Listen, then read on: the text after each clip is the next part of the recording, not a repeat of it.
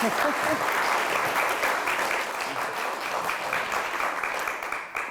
thank you, Mary. Let me first say I greatly admire you and the gallery for having the wit to do this show.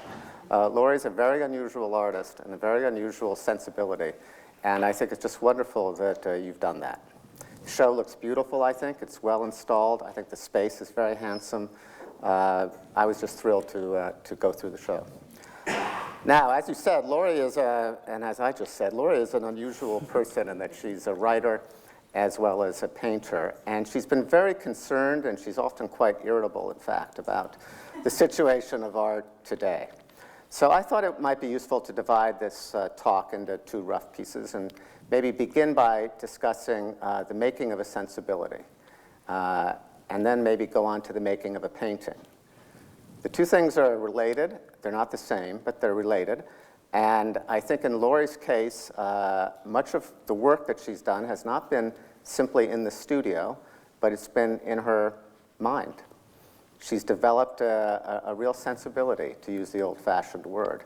And that's one of the reasons why I thought it was interesting to compare her to Jane Austen. So let's talk first about the making of a sensibility. I think one of the shocking things about your background is that you have a degree in political science.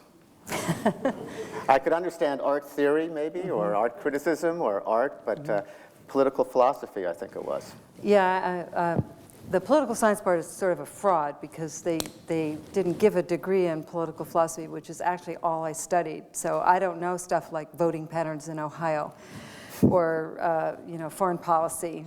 But I did fall in love with political philosophy when I was a young woman at Mount Holyoke.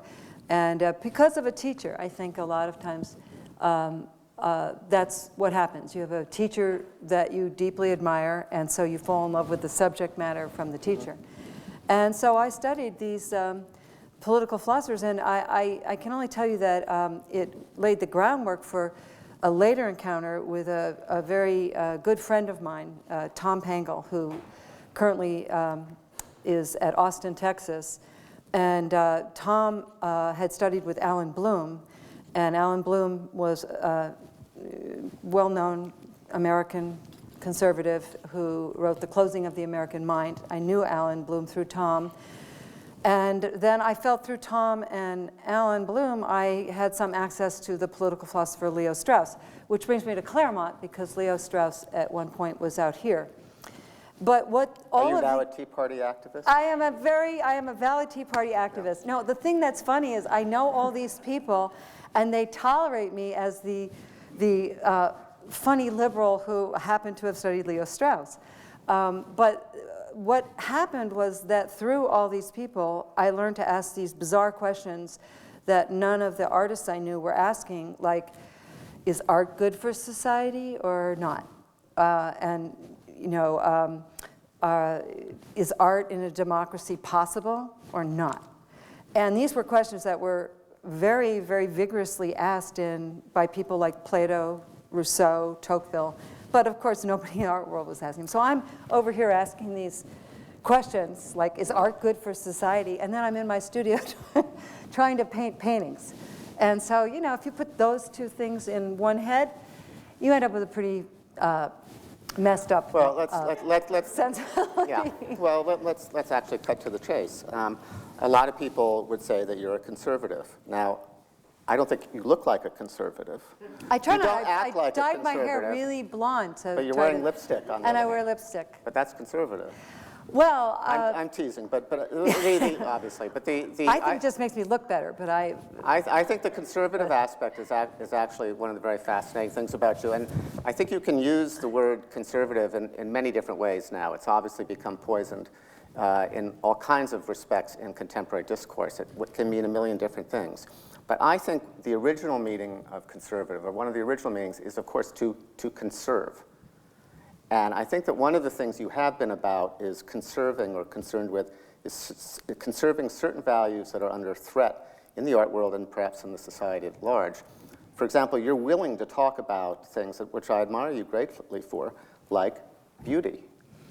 Yeah, I put my you mouth wrote an out there entire essay called, she wrote an entire essay called Sleeping Beauty. Now that's actually a brave kind of essay to write in this art world. Well, tell me why I'm complimenting you.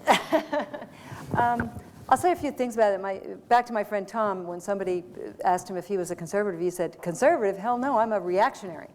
Mm-hmm. And what I like about that is, it comes naturally to me to want to paint. So, I don't have the temptation to spill outside the borders of painting. It's never been there for me. I find plenty of room in the little rectangle. So staying in the rectangle immediately puts you in the camp in this art world, the contemporary art world of the putative conservative side. Because no matter how radical you get on a canvas, it's like not, going to be the same thing as, a waterfall on the East River. It's just not going to be there. Right. So, I don't think too much about it. If you love painting, it's kind of like, remember in Close Encounters of the Third Kind when they all end up with that mountain, they're slapping mud on it, and they don't know why? It's like that, I think, if you're a painter. You just are doing it, and you can't pick it apart any more than to say, for some reason, you're inexorably drawn into the studio to put this mud, right? It is mud, and you got a stick, and it's got hairs on the end of it to shorten what Robert Motherwell said about painting. And are you a cave painter? I'm a cave painter. But I mean, it is a gooey thing that you're wrestling with, and for some reason you love to do it. And if that makes you conservative, that's just the way it is. But really, you're very interested in an idealistic, really a Platonic view of art. I can see that in your writing and also in your pictures. Somewhere in your writings, you say, I think, I'm more or less an ideal seeker. I love the more or less. That's a very interesting way to have put it. But you still say that you're an ideal seeker. And I think that's quite radical, actually, in the contemporary situation. Well, I like being called a radical. This is very nice. I like this interview. I think that I am an ideal seeker. I mean, like I went yesterday to the galleries in LA, a bunch of them, and I came across a show, and the artist statement was there, and it was all about how the art was about the artist's dysfunctional family, anxiety, depression, boredom, bravery, gender identity, and then there was one more thing. And I can't remember what. How did you remember so many? I don't know. I just remembered, but the culminating one was something else, and just can't remember what it was. But I thought my art's about none of those things. But I thought how that is it just comes off the tongues of contemporary artists now to say my art is about, and then choose from those things. I call that art drool. Art drool. I didn't have a term for it, but I can see that. And I just thought, I'm looking at this art, and it seems to me it's about somebody who's seen art forum, and they're painting pictures that kind of are sort of like stuff that you see occasionally in art forum. So I don't know. I don't question the artist's sincerity. I think that artists are particularly, I give them the benefit of the doubt that they're sincere. So I'm not questioning that, but I think that it's easy to become kind of oppressed by your own times if you don't have some way to step outside of them and laugh at them and look at them. And so people think that to say those things, they don't realize that it's a code words. They think they're speaking from their heart, but they're actually speaking words that have been, drooled out by so many people in so many well, ways. Again, what you're describing, which again you have many connections to, is basically a classical kind of temperament that does not indulge personal muck and too much personality. Who cares if you had a bad mother? Who cares if you're depressed? Who cares if you're bored? Is the work interesting? Everybody has problems. Who cares about yours? Why, Well, you seem to be impatient about that in the same way that I am. And that suggests a certain disinterest in the old word, disinterest, which means not uninterested, but requiring a certain detachment or wanting a certain detachment. Yeah, I mean, actually, you're in my brain as you say this. Also, my family is sitting here, so I can't really go into the aspects. Oh, no. But I do think, I mean, what is that Tolstoy line? Every happy family is the same, and every unhappy family is unhappy in a different way. Right. And there are no I mean, all my friends, all my family, I look around for this so-called, this putative happy family, and it's there, but it always has, you know, its problems, and I'm not interested in hauling them out into public. With my family, we'll sit around and we'll talk about, you know, what my mom did to us, but I don't like to do that in public. No, I don't. And I also think there's room for pictures in this world. Pictures. Mm-hmm. It's a very noisy world. Everybody's talking. Everybody's blogging. Those bad bloggers, and everybody's talking and yammering away. And one of the things about pictures that I like is that they don't move. They're on the wall. They're on the wall for years, or they're in storage, like a lot of mine. And you know, and they don't move. And so in that not budging way, I was going to say force, but that's another word I hate in the art world. This art forces you to confront the dysfunctional family, boredom, anxiety, whatever. And I don't think art forces you to do anything. You can just like look at it and walk by it. And so either it's like arresting visually by being disgusting or beautiful or boring, but it doesn't force you to do anything. And I think that's one of the big myths. See, that always bugs me about the art drool. This kind of language that says that such and such forces, compels the viewer to. Who made that up, you know? So I do think that the painting and the medium of painting is this beautiful realm that's so set apart from our times, which are very much in flux and always in motion, and everybody loves motion. And it's like a just slow down time to have a painting. Well, you said more or less an ideal seeker, and I think that's exactly right, that the paintings do take a long time, your paintings. They can be looked at for a long time. So they create an ideal space where the mind of the viewer can wander. But you're not, it's not Mondrian either. It's not some kind of grand Platonic ideal that you're setting out by any means. It has many ideal elements, but there's that more or less. And what do you think? What do you mean by that, more or less? Did you just not have the courage You're of like your Julie convictions? Karavanek when she interviewed me. She was so funny because she would. We did the interviews over the years by Julie's out here somewhere, but we would do it by email, and I would say, "Oh, Julie sent another question," and I would yammer something back to her, and then she'd say, "What do you mean by, you know, whatever?" I mean, I think, you know. I think that I am essentially a Platonist, which is really weird if you know Plato and Aristotle, or if you know any of this crap that's been in my head for all these years. It's really weird to be Platonic at all in 2000 and That's right, it is. What year are we? 2010. It's just weird because there's nothing in science or in the society that encourages that or believes that. But there might be something in us. But there's something certainly in me. And so, you know, one of the things, the more or less part is, the more part is that I'm striving for, when I paint a painting, I know that I'm really trying to make a part I'm working on perfect. And it sounds weird because I don't use any tools but the paintbrush and my eye. So I don't use, well, that's lying a little. Sometimes I'll take a long straight edge after I've made a mark, and I'll check the straight edge next to it to see if it's wobbling, or I'll turn the painting upside down and look, because if you try to paint something vertically, I'm pretty good at it, but you can be off a little. So, but I must do it by hand, and it would be really easy to just take the darn ruler. I said darn because it's being taped. I'd actually like to say damn ruler, but or other words. But I will. It would be so easy to just go straight and do it like Mondrian with masking tape. But well, except, let me interject one moment. You know, the Abex painters, at a certain point, who knows if it was true, they became enraged with Sidney Janis because they were persuaded that he was touching up Mondrian's. In other words, because they were cracking and because sometimes a line would be a little crooked, he was sort of straightening it out to make it look better for the consumers, you know. And the painters said, Mondrian is Mondrian because they're hand painted, because they're not. You know, he didn't use many tools except for the hand and the eye. They liked that waver, that little inaccuracy, that not quite rightness. That's well, what they. You know. I may have some brain cells that are filled with misinformation on this one, but I actually read once that Mondrian said, and so somebody here can go research this, that Mondrian once said something like, along the lines of, if I could have done this with a machine, I would have.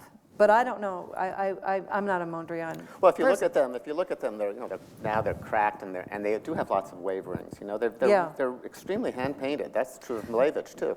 You look at them in reproduction and they look like they're done with a ruler or something. But in reality, if you look at them in person, they're very, very handmade. They're practically carved with a penknife, it seems. Yeah, and actually somebody told me once that if you x-ray them, you see he made small, tiny adjustments, like Vermeer. Like Vermeer used the camera square and all that, but then he apparently would just move something over 1 inch for compositional reasons. And I read that Mondrian would adjust his compositions and oftentimes actually achieve, just through intuition, the golden section proportions. Right.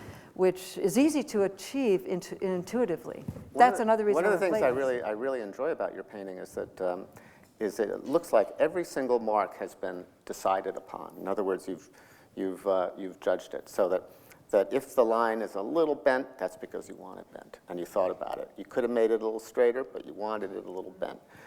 If this red is a little more reddy than that red, and the two reds are close together, you thought about it. You wanted it that way. It's pretty much like that. Yeah. Right. I mean, you look at, and all your edges are very much like that too. The edges are invariably thought through, and I can see that someone might not like your decisions. However, you've decided every single thing. You don't have that kind of watercolor, let's have watercolor help me out and make a nice little flow here or something. No, I'm not into flow. you actually put yourself on the line with every mark. Well, the paradoxical part of it all is that when I start a painting out, I have a little drawing, and I will transfer the drawing. I am an artist, I can do it. I can transfer the drawing onto the canvas in a thin coat of paint, and then I begin painting, and then at the end of the painting, only the wicked eye, that's really good, can connect that final painting to that drawing. Because as the color builds, the composition changes, and then sometimes I almost achieve a painting and I realize, okay, it's really a mess. You could either finish it up and have this horrible painting, or you can scrape it down and start it again, and then you have even another new painting. So there's no moment where I am not critically aware that this whole process is very intuitive for all the look of it being certain, because it's not planned out ahead of time.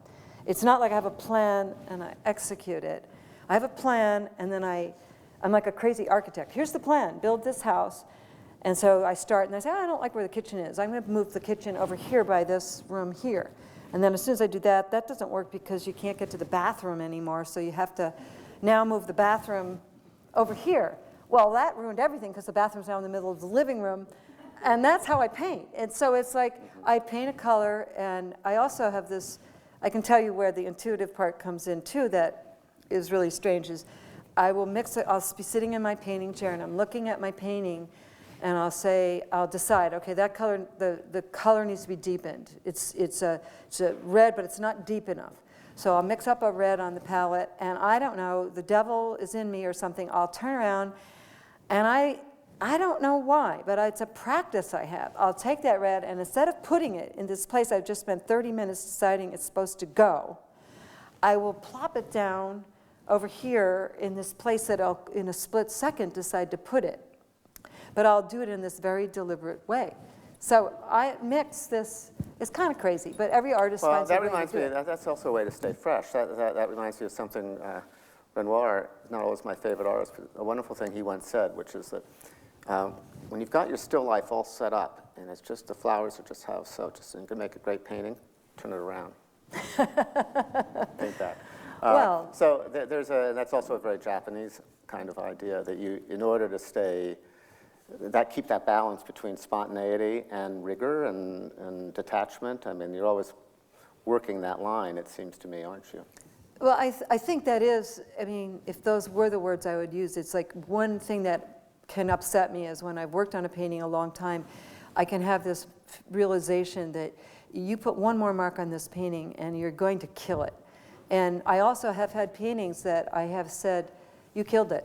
You did, didn't you? You went ahead and you put that mark in there and you killed it. And so... Was that a family thing? It's actually, we were originally 8 sisters and only, then I killed several. No, I mean, it was, the overdoing is I have a little OCD, actually. I'd say a lot. Yeah, I have a lot. Yeah. I mean, for example, I blogged recently on art and my kind of art, and I compared it to vacuuming. Because if you vacuum, which I do, I actually like vacuuming. And you have 2 cats, which makes me love vacuuming even more. But if you vacuum, you start out, and the house is like horrible. There's little stuff everywhere, and so you vacuum. And the thing that's really weird about it is, as soon as you vacuumed, like right now, I see this little spot on the floor right there. You can pick it up. I do want to, but I won't. But you didn't, and then so you go and you vacuum that up, and then the more you vacuum, the more you see the little tiny imperfections. So actually, that's what happens when I paint. The more I work on the painting, the closer it gets to perfection, the more I begin to see the little tiny imperfections. Well, actually, I think that's part of your more or less. I mean, I think it's interesting that you have resistance to the Platonic. You're not just a vacuuming Platonist. You're a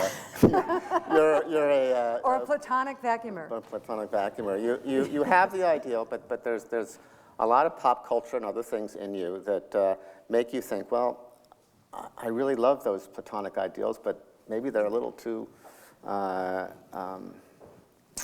do you mean? What do I mean? Platonic? Yeah, or they don't include enough of the roughness and sexiness and other aspects of life.